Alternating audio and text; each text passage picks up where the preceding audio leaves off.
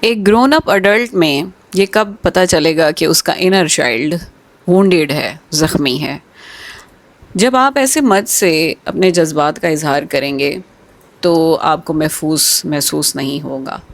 اور جب آپ اسے بتائیں گے کہ آپ اسے ناراض ہیں یا اپنی کسی اعتراض یا خفگی کا اظہار کریں گے تو وہ فوراً ڈیفینسو ہو جائے گا اور ہر بات کو اپنی ذاتی انا کا مسئلہ بنا لے گا۔ اب آپ یہ سمجھیں کہ آپ اس سے مخاطب نہیں ہیں، اس گرون اپ اڈلٹ سے مخاطب نہیں ہیں، بلکہ آپ اس کے اندر کا وہ زخمی بچہ چھیڑ بیٹھے ہیں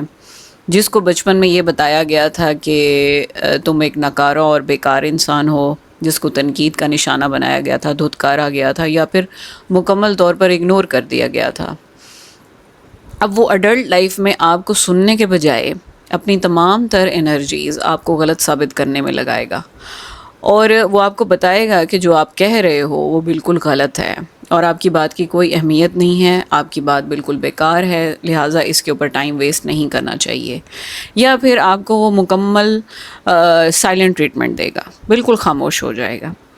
اب آپ تصور کیجئے کہ ان لمحات میں آپ اس کے اندر کے بچے کو چونکہ ایکٹیویٹ کر چکے ہیں تو وہ بالکل بچوں کی طرح بیہیو کر رہا ہے، کیونکہ وہ بڑے ہونے کے باوجود اپنی اڈلٹ سیلف میں جا کر ایک بات کو سن کر سمجھ کر اس کے اوپر معاملے کو سمجھنا، سوچنا اور اس کے اوپر حل نکالنا، یا پھر یہ سوچنا کہ ہاں میری غلطی ہو سکتی ہے، اکاؤنٹیبلٹی یعنی جواب دہی کے عمل سے گزرنے سے بالکل قاصر ہے۔ اس کا پیار اور توجہ صرف اور صرف ایک بات کے ساتھ منسلک ہے کہ اس کو بالکل نہ چھیڑا جائے، اس سے کوئی سوال نہ پوچھا جائے، اس کے سامنے کبھی جذباتی ضروریات کا ذکر نہ کیا جائے، اسے گلٹی فیل نہ کروایا جائے کہ آپ کی اس بات کی وجہ سے کوئی مسائل آ رہے ہیں، کیونکہ اس نے یہ سیکھا ہی نہیں کہ دوسروں کی ضروریات کو سمجھتے کیسے ہیں اور اس کو کیسے پورا کرتے ہیں۔ اس سے کیا ہوتا ہے کہ دوسرے پارٹنر میں، رشتوں میں ٹرسٹ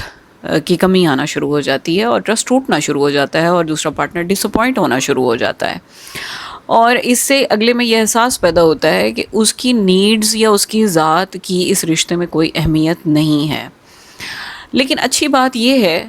کہ اگر علم ہو تو ان چیزوں کو بہتر بنایا جا سکتا ہے، اور اگر آپ ایسے کسی رشتے میں ہیں جو کہ ان علامات پر پورا اتر رہا ہے تو میرے خیال میں دونوں پارٹنرز کو بیٹھ کے سوچنے کی، سمجھنے کی اور ریفلیکٹ کرنے کی بڑی سخت ضرورت ہے، اور رشتے جو ہیں وہ ریفلیکشن سے ہی بچائے جاتے ہیں۔ اور یہاں پر میں والدین سے بھی اسپیشل گزارش کروں گی کہ جب بچے آپ کے پاس ہوتے ہیں بچپن میں تو آپ ان سے انڈیو کرٹیسزم سے پرہیز کریں، کیونکہ اس کے جو اثرات ہیں وہ بہت دور تلک جاتے ہیں۔